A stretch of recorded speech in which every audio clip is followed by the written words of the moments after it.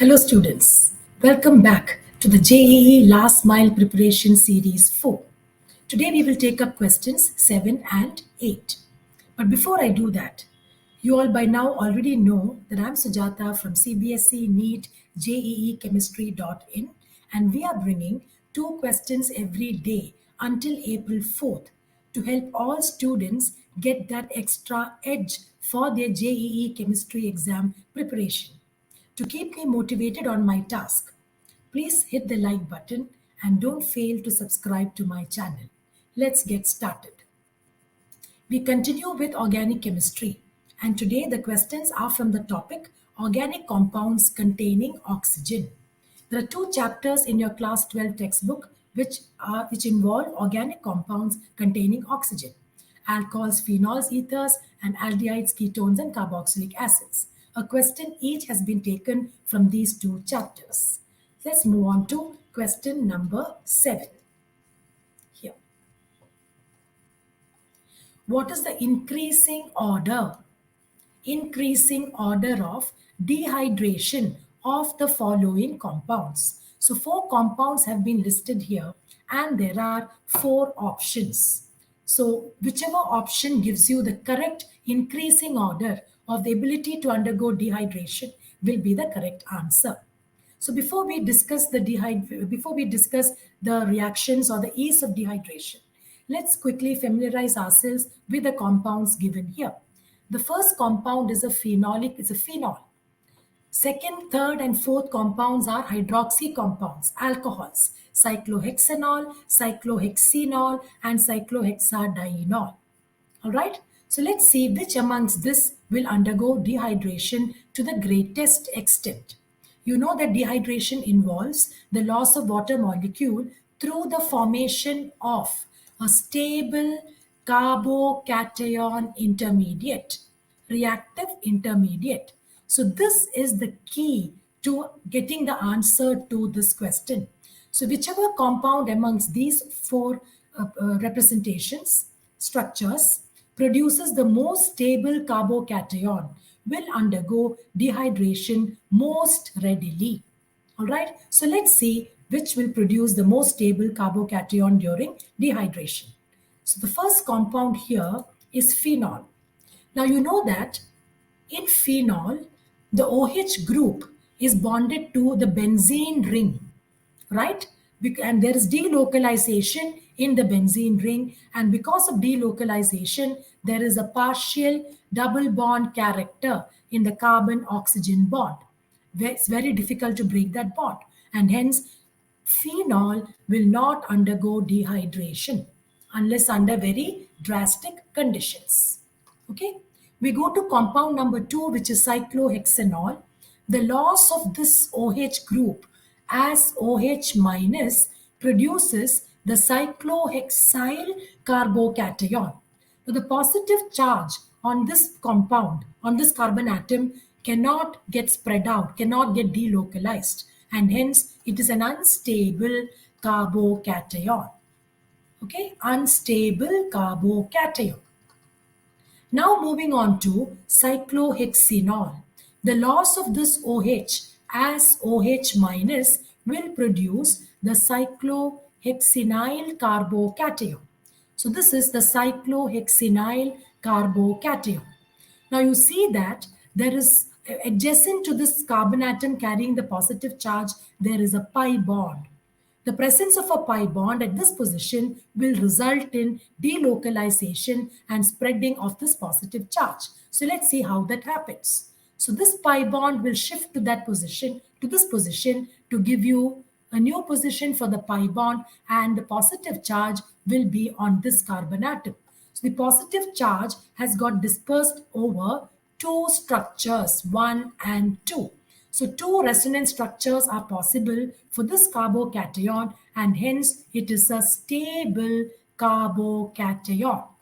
Okay, and now we move on to the last of the compounds, the fourth compound, which is a cyclohexadienol. The loss of this OH as OH minus will produce the cyclohexadienyl cation. Okay, So let's see, and there are 2 pi bonds in cyclohexadienyl cation, which will result in more number of resonance structures. So here we have cyclohexadienyl cation. Okay, now when this pi bond shifts to this position, we get a pi bond here. This pi bond remains at the same position, and now you have a positive charge on this carbon atom because the shift of this pi bond has resulted in this carbon atom losing a bond, and hence there's a positive charge on this carbon atom. Right? Next, what happens is this pi bond will shift, this pi bond will shift to this position. This pi bond is intact. You have a pi bond at this position and you have a positive charge here. The positive charge is spread out over 3 structures. Right? There's greater delocalization of the positive charge in the cyclohexadienyl carbocation.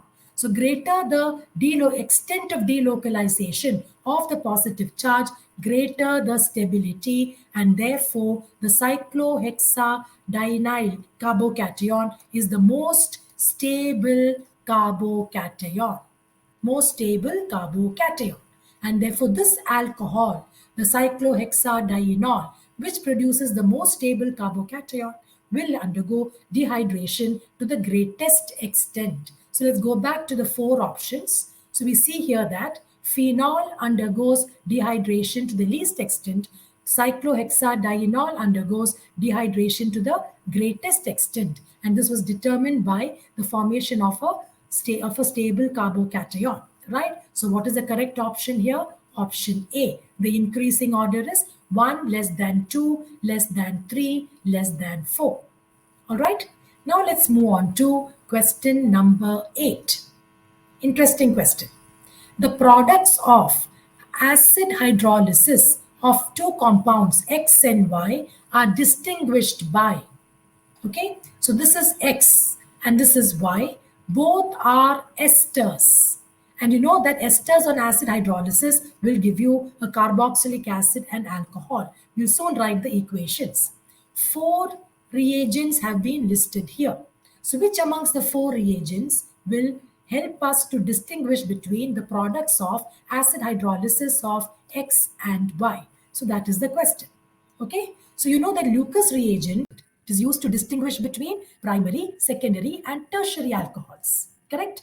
Now look at option B, Tollens reagent. Now, Tollens reagent is an ammoniacal silver nitrate solution. Now, where have you come across Tollens reagent? You have come across Tollens reagent in the context of, try to remember, distinguishing between aldehydes and ketones.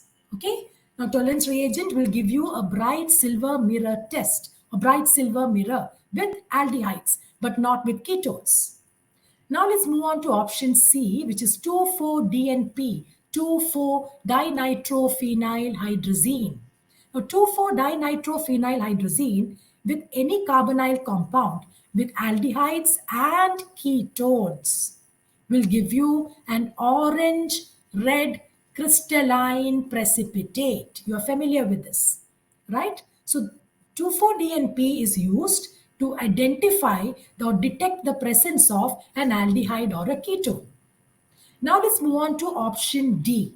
Option D is sodium hydrogen sulfide, sodium bisulfide, which forms addition compounds. Okay, nucleophilic addition reaction, which forms addition compounds with both aldehydes and ketones. All right. Now, the interesting part is you notice that there are reagents which are connected to aldehydes and ketones. So how do we bring in aldehydes and ketones in this question? Let's solve or let's find out what are the products of acid hydrolysis of X and Y. So here we have the first compound X. Okay. When this is an ester, so when we hydrolyze this, it is this bond that breaks. The ester linkage breaks.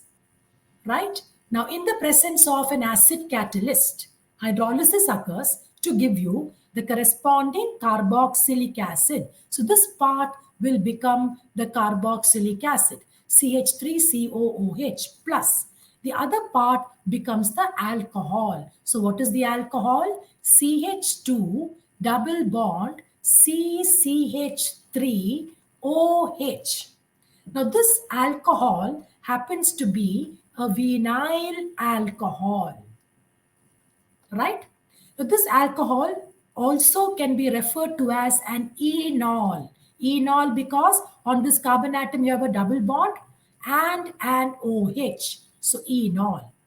So this can undergo rearrangement to a more stable keto form, which means it undergoes keto-enol tautomerism. So let's see what the product is after the rearrangement to the keto form. So here we have keto-enol tautomerism. Okay. Keto-enol tautomerism is a rearrangement wherein this hydrogen migrates from the oxygen to the carbon across the double bond. Okay. Now you have a bond here. This bond, the bond between oxygen and hydrogen, will shift here to form a carbonyl group. Okay. And this pi bond here will be used to attach this hydrogen to this carbon atom. So let's see what the keto form is. So now you have CH3 single bond CCH3, right? And now you have double bond O. So this is the keto form. And what compound is this? Acetone or propanone. So you have a ketone as the product here. All right. So the acetone is the product of hydrolysis of X. So this is the final product, acetone. Now let's do a similar reaction with compound Y. Here again, we break the ester bond first. In the presence of an acid catalyst, you get ethanoic acid or acetic acid, and this part becomes the alcohol. So you have CH3, CH, double bond CHOH. Now this also happens to be a vinyl alcohol, right? This also happens to be a vinyl alcohol. Okay, so here this also will act as an enol. See, on this carbon atom, you have a double bond, ene, and an OH. This also will act as an enol and hence will undergo a rearrangement to the corresponding keto form by the migration of this hydrogen to which carbon atom? To this carbon atom. Okay, so now you get CH3, CH2. The double bond becomes single bond, and here you have CH. Now this bond will shift here to give you the carbonyl group. So what have you got here? You have got propanal, which is the keto form. So here you have got an aldehyde as the product of acid hydrolysis of this compound, this ester. So this is the product that you got here, an aldehyde, propanal, and for X, the acid hydrolysis of X gave you a ketone, namely acetone. So now we have to see how to distinguish between acetone and propanal, or ketone and an aldehyde. So that is what we saw in option B, Tollens reagent. Now, Tollens reagent is a mild oxidizing agent, right? Tollens reagent is a mild oxidizing agent, right? So it will oxidize only the more reactive aldehydes. So it's a mild oxidizing agent or an oxidant. Mild oxidizing agent or an oxidant, and therefore will oxidize only an aldehyde. An aldehyde is oxidized to the corresponding salt because we also have an alkali in the mixture along with this. So in the presence of Tollens reagent, you also get a bright silver mirror, right? A bright silver mirror. So only aldehydes show the test with Tollens reagent. Now what about ketones? Now ketones have this structure RC double bond OR.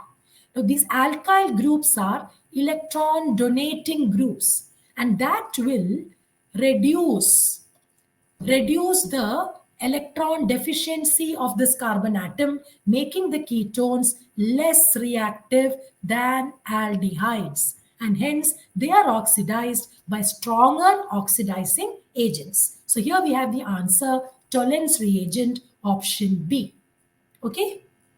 Now, if you found today's video useful, please like my videos and don't forget to subscribe to my channel. See you tomorrow.